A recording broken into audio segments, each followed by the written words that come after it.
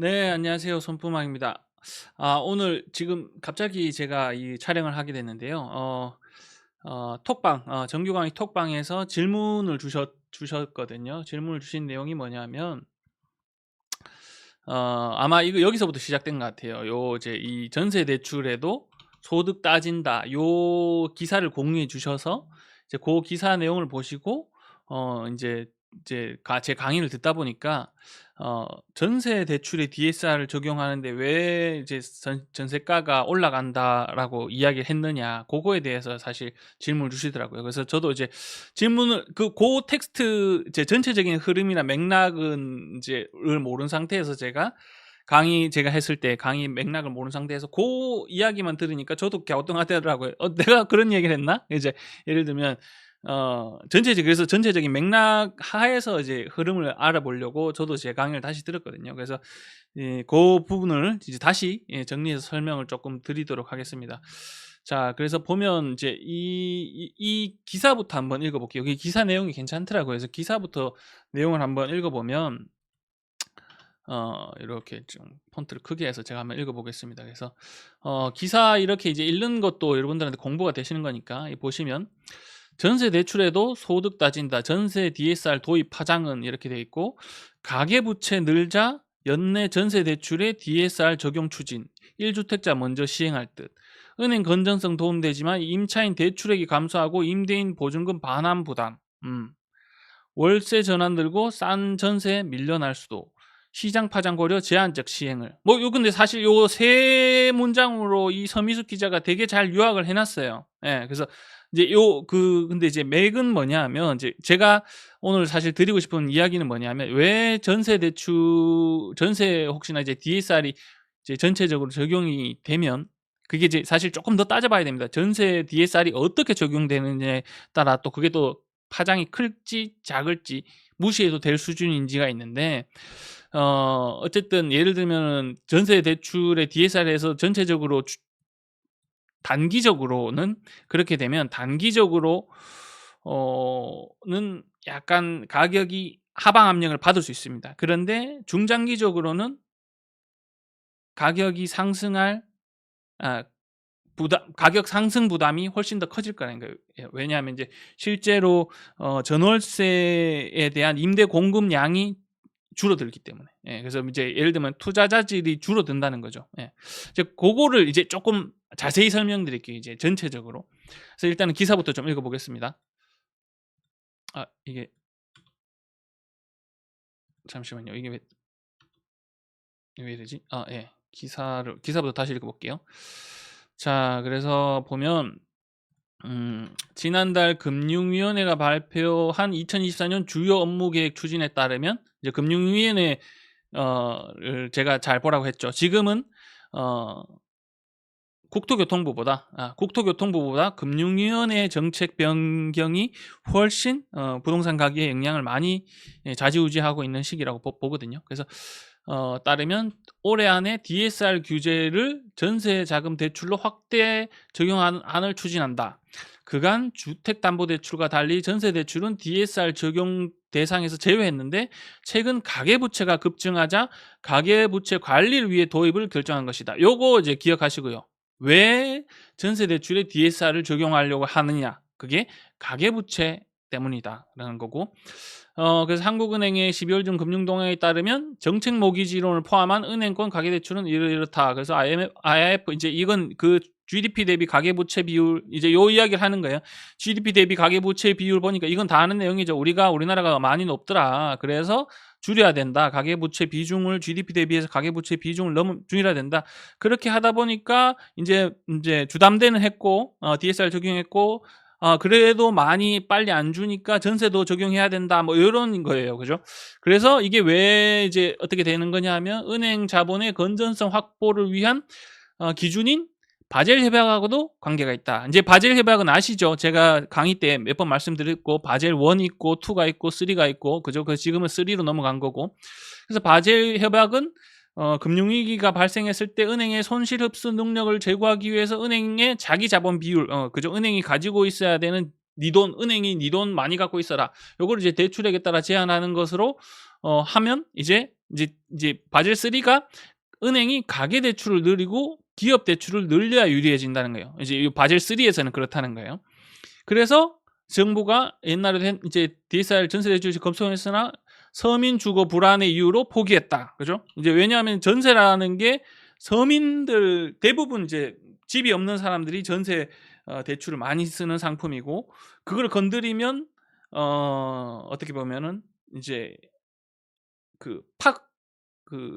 이제 뭐라고 해야 되나?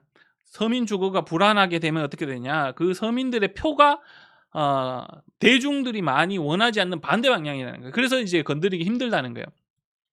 전세에 대해서는.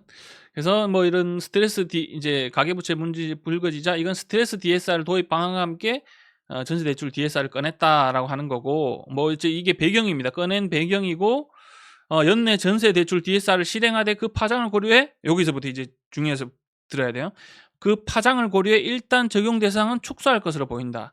지금 정부 스탠스 보시면 알겠지만 한 번에 이전 정권은 뭐 이거 하고 때는 순서대로 하는 게 아니라 미친 듯이 한 번에 했잖아요. 네. 근데 이번 정권은 안 그렇죠. 정말 작은 것부터 계속 약을 조금씩 집어넣는 스탠스입니다. 예. 한 번에 뭔가 팍 풀어주거나 한 번에 뭔가 팍 줄이거나 이런 정책을 하지 않는 정권인 거를 아시고 DSR 적용하더라도 순차적으로 분명히 적용할 거고 무주택자는 배제하고 주택을 한 채 보유한 사람이 추가로 전세 대출 받는 경우에 이자 상한분에 이게 원금이 아니고 그죠? 전세 원금이 아니고 일단은 이자 상한분에만 DSR을 포함하는 방안이 거론되고 있다. 분명히 이렇게 순차적으로 저는 갈 거라고 생각을 해요. 그리고 그리고 무주택자는 배제하고 무주택자는 아니고 주택을 한 채 보유한 집에 있는 사람이 전세 대출을 받는데 그것도 원금 전세 대출 원금 전체가 아니고 이자 상한분에 대해서만 DSR을 포함한다고 하죠. 일단은 요렇게까지 이제 그러니까 실현 가능성이 제가 볼 때는 무주택자까지 지금 넣을 수 있나? 못 넣을 거예요. 왜냐하면 이제 그 얘기도 뒤쪽에서 할 거지만 이 DSR을 지금 전세 DSR을 적용하려고 하는 배경 원인이 뭡니까? GDP 대비 가계 부채 비중이 높다는 거예요. 근데 지금 보시면 이 전체 화면 꺼볼게요. 지금 보시면 GDP 대비 가계 부채 비중이 어떻게 되고 있습니까? 네. 지금 통계가 이번 달 말쯤에 아마 IIF 거는 나올 건데 GDP 대비 가계 부채 비중이 IIF 기준으로 가장 최근에 100이에요. 100.24예요. 엄청 많이 내려왔죠. 이때 보면 105에서 이렇게 해서 100점대까지 내려왔습니다. 그런데 어쨌든 지금 GDP는 바닥을 찍고 올라가고 있는 추세고 가계대출은 전체적으로 가계부채는 유지되거나 유지만 된다고 하더라도 그죠? 전체적으로 가계대출의 총액은 추세는 보시면 전년 대비해서 보면 이렇게 많이 줄어들었거든요. 총액으로 보더라도 뭐 줄어들었다가 지금 다시 조금 올라와서 거의 유지된다는 가정으로만 볼게요. 이렇게 예를 들면 증감폭이 높지 않고 이렇게 천천히 간다는 보장만 하면 GDP 대비 가계부채 이 GDP는 바닥 찍고 올라오고 있으니까 그렇게 되면 GDP 대비 가계부채 비중이 조만간 예를 들면 올해 한 2분기 이 것들이 이렇게 내려갈 겁니다. 그러면은 이 기자들이 이제 GDP 대비 가계부채 가지고 물고 뜯고 하는 것들이 이제 민심에서 사라질 거예요. 그런 사람들이 관심을 많이 가지면 기자들이 그거를 타이틀로 뽑는 거니까. 그렇게 되면서 사실 전세 대출의 DSR의 강도를 높여야 될 필요성이 저는 줄어들 거라고 보거든요. 그러면 굳이 무리하게 무주택자들까지 전세 대출을 우리가 적용할 필요가 있나라고 봤을 때 그렇게까지 갈 확률은 저는 거의 적다라고 봐지고요. 이제 거기서 예를 들면 1주택자 한테 이자 상환분까지 하는 거고, 여기에서 1주택자한테 월 전세 대출 원금까지 뭐 이렇게 할 수 있느냐.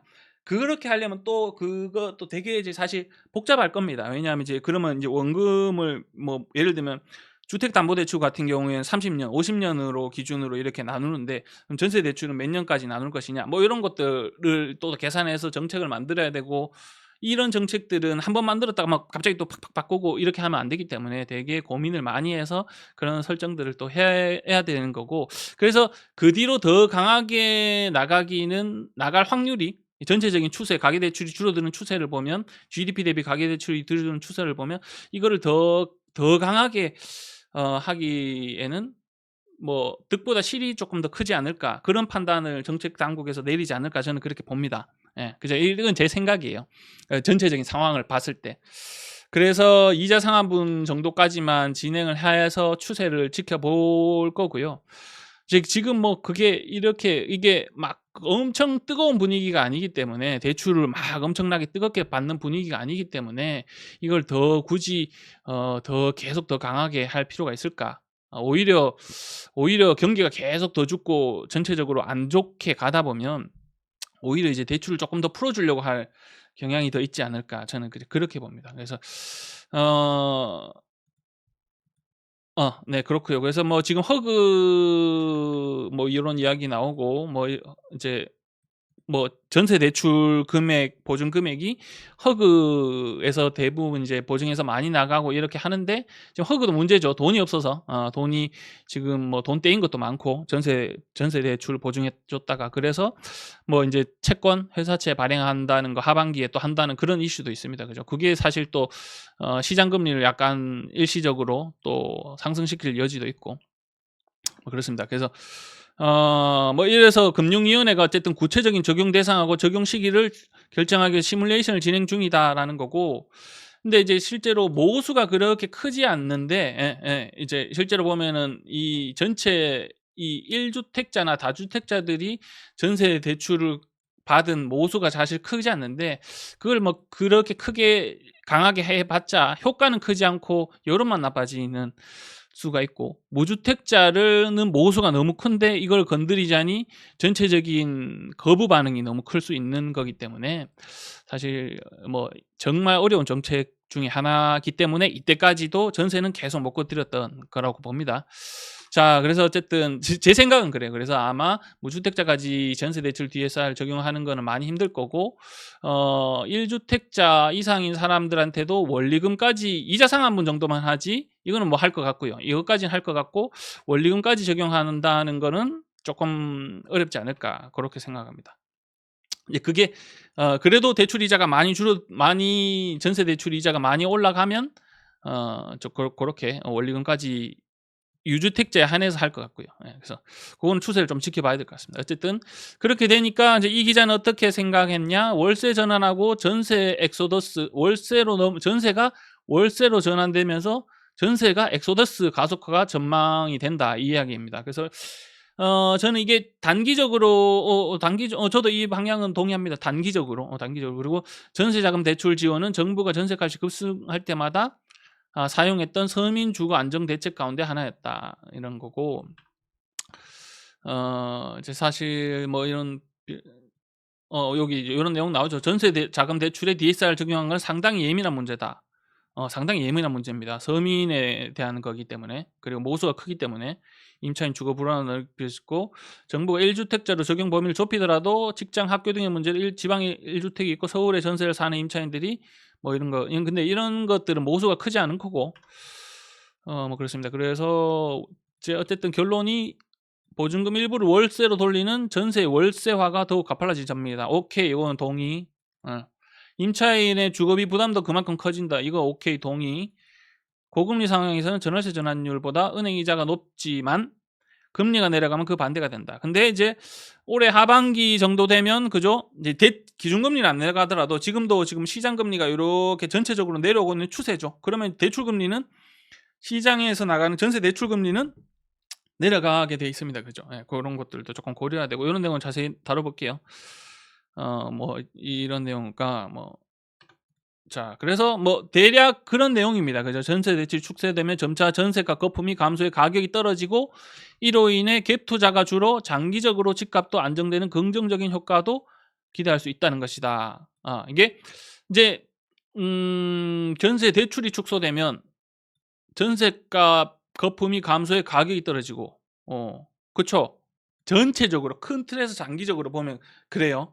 근데 이게 이제 전세 가격이라는 게 되게 복합적인 거기 때문에 제가 그 이야기를 한번 자세하게 해 보겠습니다. 이게 이제 단편적인 내용일 수도 있고, 자, 제가 지금 이제 오늘 이걸 설명하려고 어 사실 제 강의가 조금 장황하죠. 왜 장황하냐면 전체적인 배경을 모르면 그 이야기를 하나를 가지고 이야기를 해 본다고 한들 이해를 할 수가 없고 단편적이기 때문에 그래요. 그래서 제가 이제 이 내용을 조금 정규 강의를 리마인드 한다는 셈 치고 오늘 다시 한번 해 보겠습니다. 자, 제가 정리한 겁니다. 이제 오늘 방금 좀 전에 이제 정리해 본 건데, 아파트 전세가에 영향을 미치는 요소라고 했는데 이제 여러 가지가 있어요. 이제 그 여러 가지가 있는데 어 위에서 크게 영향을 미치고 전체적으로 영향을 미치는 것도 있고 지역에 따라 영향을 미치는 것도 있고, 그게 이제 구분을 먼저 하셔야 되고, 그러니까 구분할 줄 아는 게 저는 되게 중요하다고 생각해요. 구분부터 해야 되고, 자, 통화량이랑 물가, 통화량이랑 물가, 유동성, 이거는 이제 다 아시죠? 그죠? 이렇게 보시면 제가 이게 이제 뭐다? 결국 지금 이제 나타낸 게 금리랑 제가 1986년부터 금리의 추세를 보여드리려고 장기주택금리로 한 거고요. 기준금리는 2000년도부터 나오기 때문에, 그래서 보면 제가 이건 왜 가져왔냐 하면 서울의 전세 가격 증감률입니다. 그러면 전세 가격이 우리 서울뿐만 아니라 뭐 전국을 해도 비슷한데 빠질 때가 전세 가격이라는 거는 보통 마이너스로 되는 경우가 잘 없다는 거죠. 보시면은 크게 마이너스로 된 게 1998년 IMF 때, 그리고 이때가 2000년도 초반이 2기 신도시 대량으로 전국적으로 입주할 때, 그리고 요때 금리 조금 이렇게 갑자기 많이 올랐을 때, 그리고 이제 요번입니다. 그죠? 요번에 2000 코로나 때 금리 급등할 때. 예. 어떻게 보면은 1998년도부터 거의 25년 동안 한 번, 두 번, 세 번, 네 번밖에 전세가 마이너스로 되는 거는 네 번밖에 없었던 일이에요. 그죠? 네 번밖에 없었던 일이고, 이럴 때 보면 어쨌든 금리가 급격하게 튀면 유동성이 쫙 빠지면서 없어지면서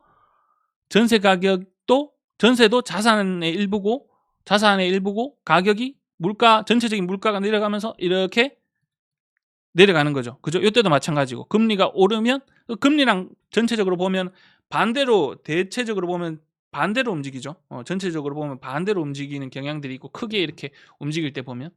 자, 그리고 이제 이게 방금 지금 이야기했던 게 어떻게 보면 전체적인 이 금리에 의해서 사실 통화량이 움직이고, 금리에 의해서 물가가 움직이고, 그죠? 어떻게 보면 또 이게 닭이 먼저냐, 그죠?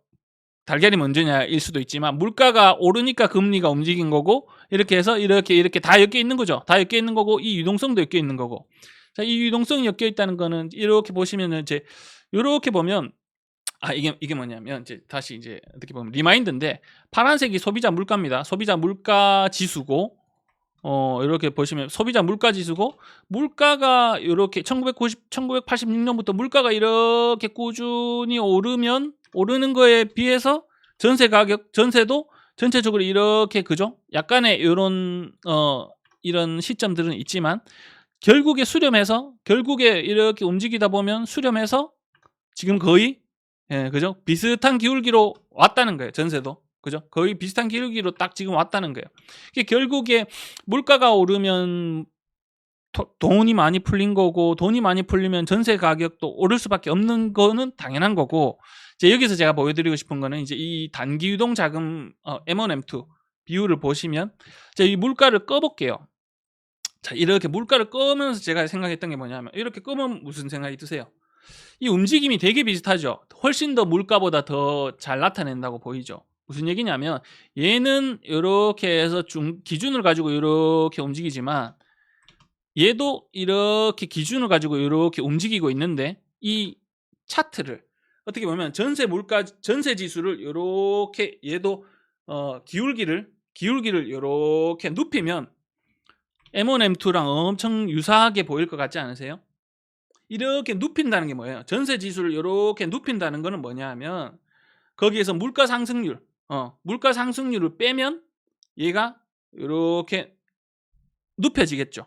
그래서 제가 한번 이제 이렇게 만들어 봤어요. 이제 이게 뭐냐 하면 이제 이게 만드는 거 어떻게 하냐면 저는 되게 쉽게 만들어요. 저는 이제 이걸 데이터를 다운받을 수 있는 저게 있거든요. 여기 보시면 데이터 뷰 이렇게 누르면 여기 이렇게 데이터가 쭉 있습니다. 그래서 얘를 복사해서 엑셀에 이렇게 붙여 넣으면 여기 붙어요.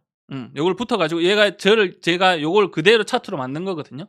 그래서 그대로 차트로 만들어 보니까 어때요? 이게 뭐냐면 이게 소비자 물가 지수고요. 두 번째가 전세 지수입니다. 전국인데 전세 지수고 세 번째가 M1, M2 비율입니다. 요 차트, 요 차트, 요 차트, 요렇게 세 번째 요 차트 그대로 한 거기 때문에 M1, M2 비율이고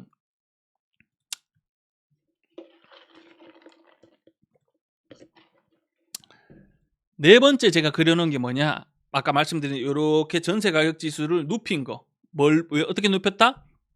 보시면 전세 지수에서 소비자 물가 지수를 뺀 거예요. 이렇게 수식을 보면 이렇게 마이너스 해놨죠. 이렇게 요거에서 소비자 물가 지수를. 그게 실질 이제 이름을 제가 실질 전세 지수라고 붙였어요. 실질 명목이 아니라 실질 전세 지수가 요 빨간색입니다. 요 빨간색. 그리고 M1, M2 그래프가 요거예요. 요거. 그러니까 어떻게 돼요? 실제로 정말 많은 구간에서 거의 유사한 패턴을 보이죠. 상관관계가 되게 높아 보이죠. 그죠? 중간에 이제 이런 것들은 뭐 정책의 전세 가격이 입주 물량 요때는 뭐죠? 입주 물량 2기 신도시 입주 물량에 대해서 영향을 받기도 하고 이런 것들이 없다면 훨씬 더 유사하게 나타나겠죠. 근데 전세 가격이라는 건 뭐다? 통화량이나 유동성이나 대출 금리 영향만 받는 게 아니고 입주 물량도 받고 부동산 정책, 뭐 계약갱신권 뭐 이런 거에 대한 여러 가지 변수들의 영향을 받기 때문에 어떻게 보면 이제 이런 특정 구간에서는 상관관계가 조금 더 떨어지는 것들이 나오지만 전체적으로 봤을 때는 이렇게 많이 유사하게 나온다는 거예요. 그죠? 이럴 때 보면 훨씬 더. 근데 보면 이제 변곡점이 유동성이 훨씬 빠르죠. 그리고 나서 전세가 이렇게 움직이고 유동성이 빠르고 전세가 먼저 움직이고 그죠? 대부분 그렇습니다. 그죠?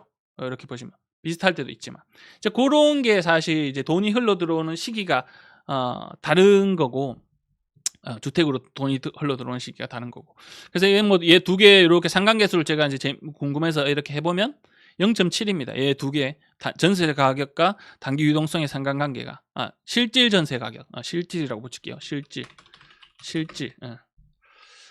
자, 이제 그런 배경들이 일단은 기본적으로 우리가 깔려 있어야지 전세 가격이 뭐에 영향을 많이 받는지 사실 그것들이 있어야 되죠. 그래서 뭐 DSR이 100% 전세 가격에 영향을 미치는 요소는 아니니까. 그래서 이제 이런 전세 가격의 방향을 보려면 여러 가지를 봐야 되는데 이렇게 다 연결돼 있더라. 결국 사실 물가에서 시작해서 금리의 움직임 그리고 통화량 그 통화량에 따라 유동성에 따라 또 이렇게 사실 전세 가격이 움직이는 거고 그 안에서도 또 근데 대출 금리가 갑자기 빨리 많이 움직이면 전월세 전환율의 계산에 따라 세입자는 선택권이 있잖아요. 우리나라는 세입자 선택권이 있어요. 전세로 갈 수도 있고 월세로 갈 수도 있고 그 전월세 전환율 금리와 전월세 전환율이 비교해서 전세로 가게 되면 일시적으로 전세로 가게 되면 이제 전월세 전환율에 따라 월세로 가게 되면 일시적으로 전세가 선호를 못 받죠. 그러면서 전세 매물이 쌓이게 되고 금리가 전체적으로 이렇게 단기적으로 올라가면 어떻게 돼요? 이제 그런 것들을 제가 강의 때도 여러 번 설명했고 제가 제 블로그 요 내용은 조금 더 사실 더 다 다루면 오래 걸리니까 제가 최근에 어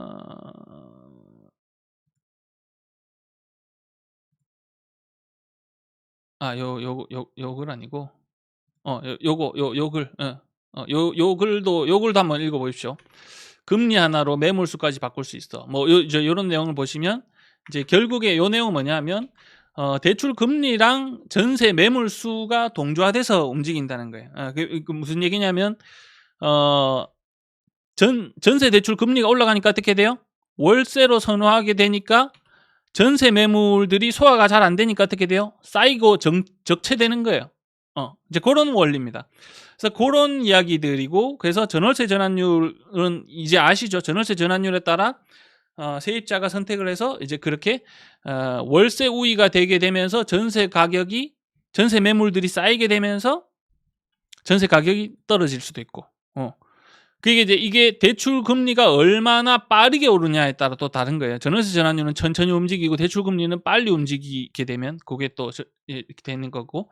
그리고 이제 또 이제 한 단계 밑으로 내려와서 재고주택 물량. 제가 입주 물량보다 재고주택 물량을 더 위에 적은 게, 얘는 평소에는 잘 안 움직이는데 이런 것들이 급변하거나 아니면 임대 정책들을 건드려서 평소에는 잘 없는데 그런 것들이 갑자기 뭔가 변하게 되면 얘가 한 번에 움직이면은 전체 시장에 영향을 미치는 게 입주 물량보다 얘가 더 많이 영향을 미친다고 말씀드렸죠. 지금 시기가 지금 이런 영향을 받고 있는 시기고, 제가 보니까 이제 조금 전체적인 이런 재고주택 물량이나 금리 영향이 점점 조금씩 줄어들고 있어요. 점점 조금씩 줄어들고 있으면서 지역별로 입주 물량에 따라 움직이는 지역들이 이제 조금씩 보이더라고요. 이제는. 이제 고런 상황인 것 같고요. 그래서 재고주택 물량의 이게 이제 어떻게 보면 매물량이고, 부동산 정책에 따라 계약갱신권이라는 건 제가 일예고, 임대 정책, 부동산 임대 정책을 어떻게 바꾸냐에 따라 사실 움직이는 거고, 이 전세 가격이 영향을 많이 받는 거죠. 그죠? 그때 계약갱신권 할 때 보면 어떻게 돼요?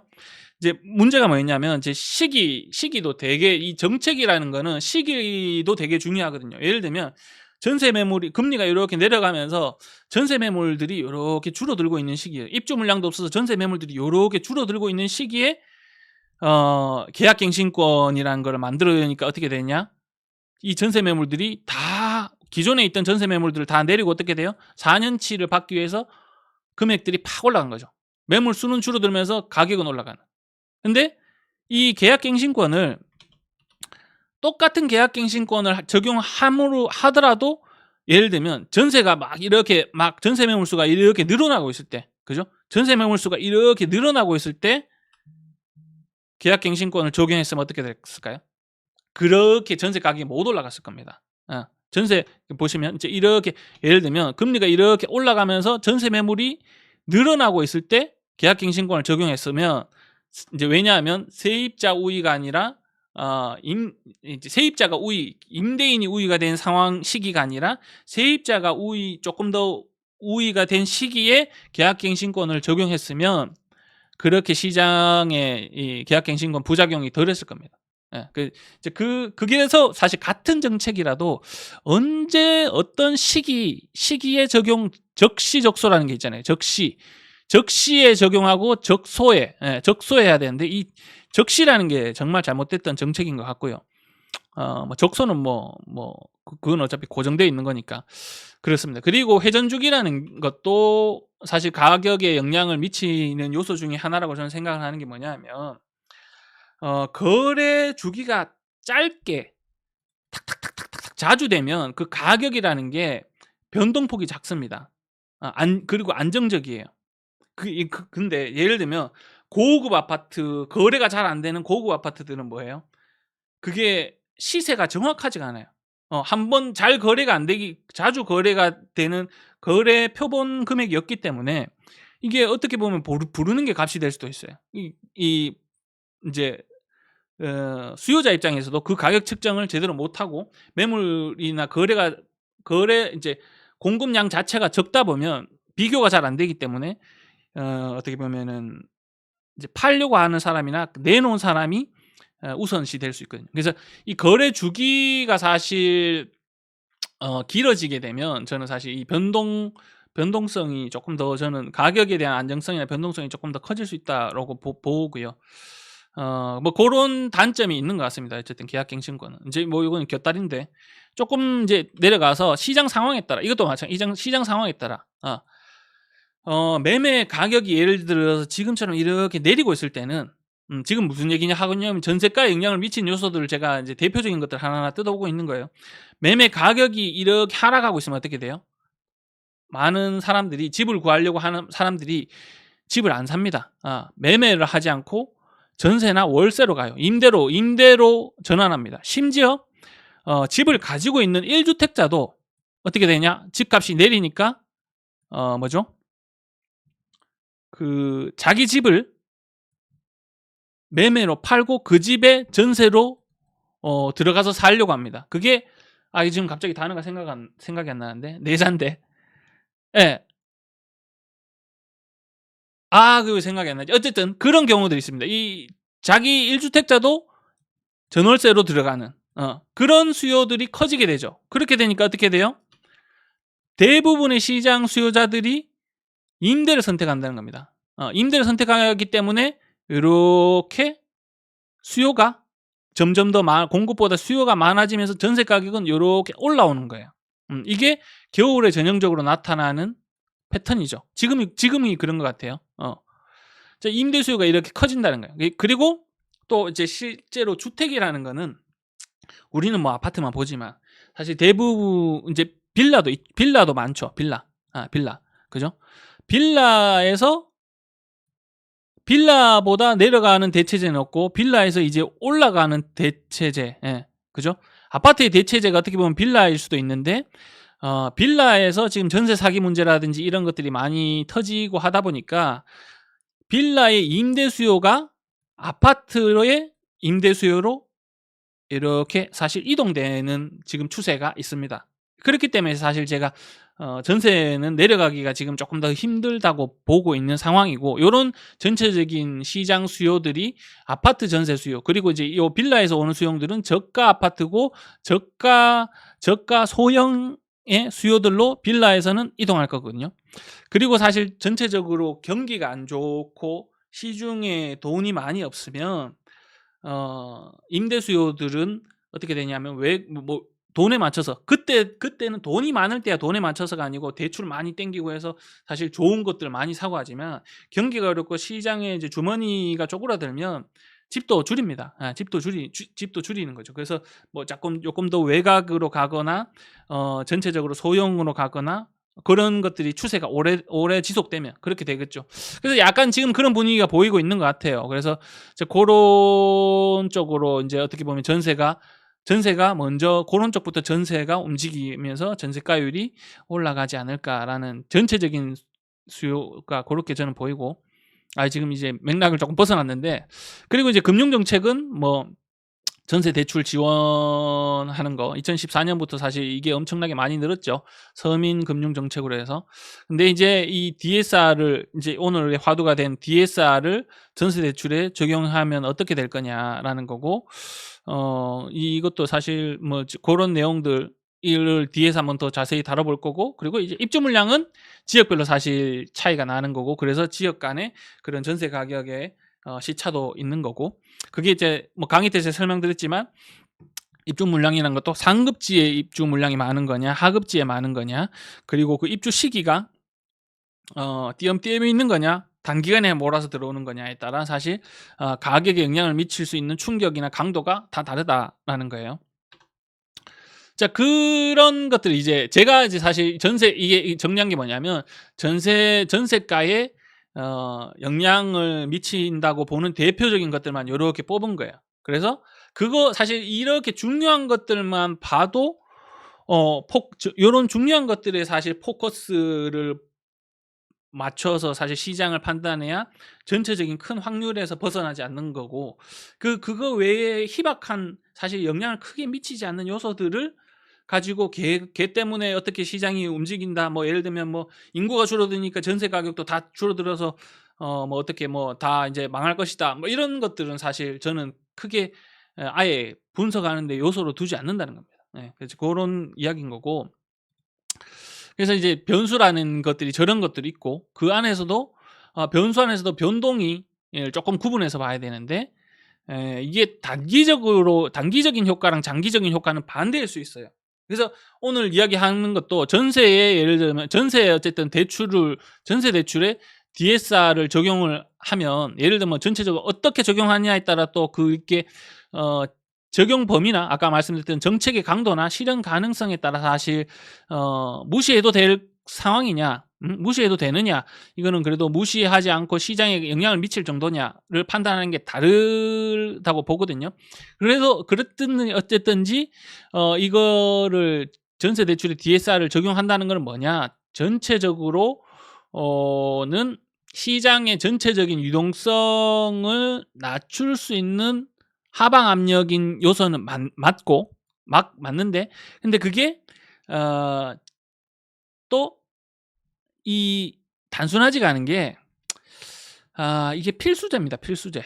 예. 투자제이면은 전체적으로 또 그렇게 움직일 수도 있는데 필수제의 영역인 거기 때문에 선택지가 없기 때문에 장기적으로 보면 이제 중장기죠. 전체 장기적으로 말고 이 얘기예요. 증감의 이 상하단의 폭은 전체 천장은 약간 낮춰줄 수는 있어요. 천장은 낮춰줄 수 있어요. 그런데 이렇게 거기로 올라가는 중장기적인 기울기는 더 강하게 탄탄하게 지지해 줄 수 있다는 얘기거든요. 단기적으로는 이렇게 하방 압력을 받을 수 있지만 제가 보는 건 그렇습니다. 그래서 단기적으로 보면 일단은 단기적인 심리나 뭐 예를 들면 뭐 그런 이제 전체적으로 당장 급한 사람들에 따라 아니면 단기적으로 그렇게 되면서 월세로 전환되는 수요가 일시적으로 더 많이 생기면서 단기적으로는 가격의 하방 압력을 조금 더 클 수는 있겠으나 이게 이제 1년, 2년, 3년이 되면 전체적으로 이렇게 되면 어떻게 돼요? 임대를 놓으려고 하는 수요가 더 임대인들을 더 줄어들게 만드는, 그죠? 어떻게 보면 자금이 더 마련돼 있는 사람들만 사실 시장에 진입할 수 있도록 하는 그 임대 공급을 어떻게 보면 줄이는 역할을 하는 거거든요. 그래서 어떻게 보면 단기적으로 이 기울기를 더 빨리 끌어올릴 수 있는 시점 이제 효과가 나올 수 있다는 거예요. 그런 얘기입니다. 그래서 그거를 조금 구분해서 보면 그렇게 왜냐하면 제가 그 얘기를 왜 하냐면 앞으로 이제 사실 금리가 올라가는 것보다 내려갈 확률이 더 많죠. 내려갈 확률이 더 많다는 거는 무슨 얘기냐면 월세보다 사실 임차인들이 전세를 더 선호하게 될 확률이 예전처럼 월세라는 건 원래 비선호잖아요. 그죠? 예전처럼 금리가 점점 내려갈수록 전세를 더 선호할 확률이 더 높아지는 시기로 가는 시점인데 전세 공급량이 더 줄어들게 만드는 것과 맞물리는 시기가 되면 어떻게 되냐면 이게 임차인이 우위가 되는 게 아니라 임대인이 더 우위가 되는 상황이 만들어질 수 있다는 겁니다. 거기에 실제로 입주 물량까지 많이 부족하게 되면 그러면 더 기울기가 더 임대인이 더 우위로 되게 되겠죠. 그렇게 되면 사실 뭐 그러면은 그래 세입자 네가 대출이 그러면 거기까지밖에 안 되면 월세를 10만 원, 20만 원 더 올리자. 매물이 없는 상황에서는 전세 매물이 부족한 상황에서는 임대인이 우위가 될 수 있습니다. 근데 그게 아니라 예를 들어서 단기적으로 이제 이런 정책을 적용하는 시점에 전세 대출의 DSR을 적용하는 시점에 금리까지 갑자기 팍 올라간다. 그러면 또 아예 다르게 들어가는 거예요. 이제 일시적으로 금리가 그때 또 다시 올라간다. 그러면 완전 임차인이 우위가 돼서 전세가만 그냥 내려가는 거죠. 그 시장 상황에 따라 다른데 제가 이 이야기를 왜 하냐면 전체적으로 하반기부터는 금리가 내려가면서 임차인들이 전세를 선호할 확률들이 훨씬 높다고 보기 때문에 이런 이야기를 하는 거예요. 그렇기 때문에 전세의 전월세 전환율을 보면 세입자들이 금리가 내려가는 상황, 시장 금리가 내려가면서 전세를 더 선호하게 되는 것들이 더 강해질 시기에 이제 그런 정책들이 적용하게 되면 그래서 이제 아까 앞에서 말씀드렸다는 게 시점이 되게 중요하다. 이런 정책을 적용하는 시점이 그 당시에 시장 상황이 어떤 상황이냐에 따라 지금 임대 수요가 더 훨씬 강해지죠. 매매 수요가 줄어들고 임대 수요가 더 강해지고 매매 수요자도 전세로 임대 수요로 가고 전세는 이제 금리가 내려가면 월세보다는 전세 수요가 더 강해지는 시점에 이 전세를 제공하는 매물량이 줄어들게 된다면 전세가는 더 집주인 마음대로 올릴 수 있다는 거예요. 그 얘기를 하는 겁니다. 그런 배경에서 제가 그 전세 대출에 DSR 적용이 되면 그렇게 전세가를 더 빨리 밀어 올릴 수 있다. 그 맥락이었습니다. 이렇게 풀어서 설명하니까 이해되시죠? 그래서 일시적으로 단기적으로는 뭐 이렇게 잠깐 급한 사람들 매물이나 이런 것들 때문에 내려갈 수도 있겠지만 전체적인 금리의 방향으로 봐서 이렇게 더 그 시점에 되면 밀어 올리는 확률이 훨씬 더 클 수 있겠다라는 저는 방향을 보고 있는 거예요. 그래서 뭐 예를 들면 이런 얘기죠. 전세 보증금은 내려가더라도 월세를 더 올리는 거예요. 앞으로 반전세는 훨씬 더 커질 거고. 그래서 이제 그런 방향으로 가지 않을까, 그렇게 되더라면. 그래서 이 단편적인 게 없어요. 이걸 한다고 해서 이제 이제 뭐 특정 정책을 한다고 해서 이게 무조건 그렇게만 되느냐, 그게 아니라는 거예요. 시장 상황에 따라 그래서 그 시장 상황이 그때 당시에는 단기적으로는 어떨 것 같고 장기적으로는 어떨 것 같냐, 그리고 그것들이 이제 이런 것들을 결론을 내려면 전세 가격이 무엇에 어떤 것들의 영향을 많이 받는지를 우선순위와 결론을 내고 그런 이제 시장에 대한 방향과 확률을 보는 거예요. 그래서 이제 그런데 배경이 그렇습니다. 배경이 그렇고 제가 그 이야기를 한 그 강의 때는 어떻게 보면 지금 하는 게 강의 속의 강의인데 그 강의 때는 이런 전체적인 맥락을 또 다시 설명드리진 않았지만 그런 내용이었어요. 근데 이제 제가 앞에서 기사를 볼 때 어떻게 보면은 뭐 결론을 한번 말씀드렸지만 저는 일시적으로 단기적으로 뭐 시장이 변동성을 약간 전세 대출에 DSR을 적용하면 뭐 약간씩 움직일 수는 있겠지만 그게 시장을 정말 계약갱신권, 임대차 3법처럼 완전 이렇게 방향을 팍 틀거나 할 정도의 카드로 쓸 것 같지는 않아요. 왜 그렇게 생각하냐 하면 앞에서 제가 아까 설명드렸지만 전세 DSR이 적용이 검토된 배경이 뭐냐 하면 결국에 GDP 대비 가계대출 비중이 높다는 거예요. 우리나라가 다른 나라에 비해서 GDP 대비해서. 근데 아까 앞에 설명드렸지만 GDP는 바닥 찍고 그래도 점차적으로 올라가고 있고 반도체도 이렇게 살아나고 올라가는 추세일 거고 뭐 이렇게 올라가든 올라가는 추세일 거고 가계대출은 어쨌든 그죠? 지금 주담대는 확실하게 묶어놨고 안 풀고 있는 상황에서 이면 가계대출이 내려가지 않고 이렇게 유지만 된다고 하더라도 GDP 대비 가계대출 비중은 금방 100% 미만으로 떨어질 겁니다. 한국은행 총재가 80%가 목표라고 했잖아요. 이 80%가 목표라고 했는 것도 뭐가 80%가 목표라고 했느냐면 엄청나게 장기적으로 80%를 목표로 한다 그랬지, 자세히 들어보시면 단기적으로 그걸 급격하게 줄이면 시장에 충격이 있기 때문에 그렇게 하면 안 된다라는 거예요. 단기적으로 이렇게 급격하게 목표를 잡고 이걸 줄이면 안 된다는 거예요. 그래서 제가 그런 이야기를 할 때 어떤 거에 대한 정책이나 뭔가를 이야기를 할 때 단기적인 건지 그게 장기적인 건지를 무조건 구분하실 줄 아셔야 돼요.